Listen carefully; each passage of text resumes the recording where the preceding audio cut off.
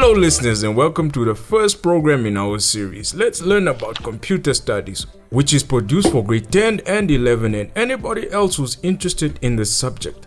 My name is Mr. Shilongo and today we're going to learn about different types of sensors. Please have a pen and a notebook ready so that you can make notes of important points. We say that a sensor is a device which automatically inputs data into a computer system.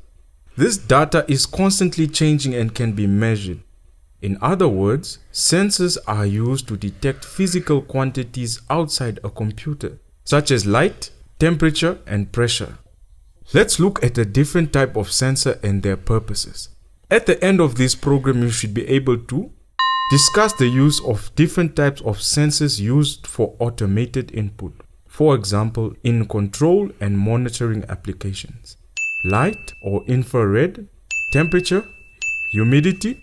Describe the purpose and the uses of the above sensors in everyday situations. For example, street light, security devices, automatic doors, heating system, manufacturing and industrial applications.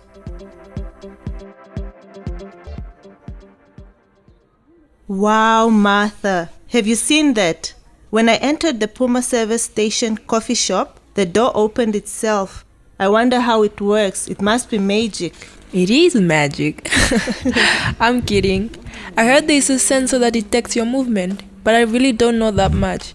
It's best to go to my sister who works at the IT solution company. I'm sure she will explain better. Okay, I think it will be a good idea. Let's go.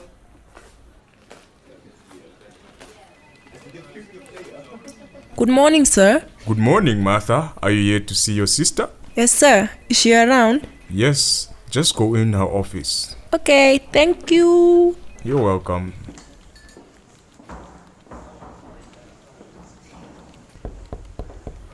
Come in. What a pleasant surprise. How are you, girls? We're fine. What brings you here, girls? How can I help you?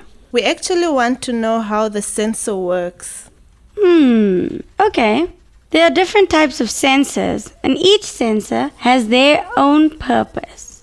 We have light sensors that detects light and dark, meaning a light sensor is a device which converts light energy of various wavelengths from infrared to UV, ultraviolet lights, into the electrical energy or to an electrical signal. The light sensors are commonly used in our daily lives, such as cell phones or tablets. Most portable personal electronics now have ambient light sensors used to adjust brightness. Oh, okay. I also remember at our house at night, our outside lights are automatically switched on when you are going outside or someone passing by at night. Yes, exactly. You're correct. We call these lights security lights. They are using infrared sensors that detect movement. Once the infrared beam is broken, then there's movement and the lights are automatically turned on. There's also a burglar alarm. If the infrared sensors sense movement, the information is sent to the computer, where a decision to sound an alarm is made. Oh, I get that. Meaning that whatever is switching itself on and off is having a sensor? Like Like an iron, a kettle, oven, and even microwaves. Yes, an iron, oven, and microwaves are using temperature sensors, which detect changes in temperature. These types of temperature sensors may vary from simple on-off thermostatic devices, which control a domestic hot temperature. I've seen that when my grandmother is baking. Sometimes the oven light, that small red light, is switching itself on and off. Why is that? This is because a thermistor, which changes resistance, depends on ambient temperature. The sensor is connected to the control by electrical wiring. Then the control reads the resistance changes in the sensor and reacts, opening and closing electrical relays to switch power to the oven elements on and off. Vicky, you've been talking of ambient temperature. I really do not understand what ambient temperature is. Well, ambient temperature is the air temperature of any object or environment where the equipment is stored. Basically, it's an external temperature of an object. Ah, interesting. Last night, after 8 o'clock news, they announced that the next week it will be very cold. How do they know that if we're still not in next week? The meteorologists are using humidity sensors. This sensor measures the humidity in its environment and converts its findings into a corresponding electrical signal. In other words, humidity sensor senses, measures, and reports both moisture and air temperature. Oh, and you know what? Humidity sensors can also detect when plants become too dry, especially in the greenhouse. Yes, my dear.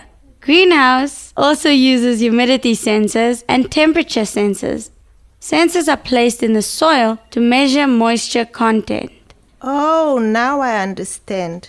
Today I learned a sensor is a device that automatically inputs data into a computer system. This means that the device detects events or changes in its environment and directly transmits the data to a computer. Light or infrared sensor detects and measures brightness. Temperature sensor detects changes in temperature.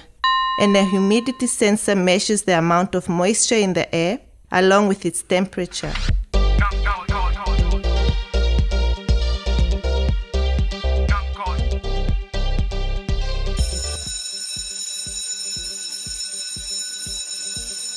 And that brings us to the end of today's program. This program was written by Carolina Ileka. Until next time, stay safe and stay home and have a blessed day.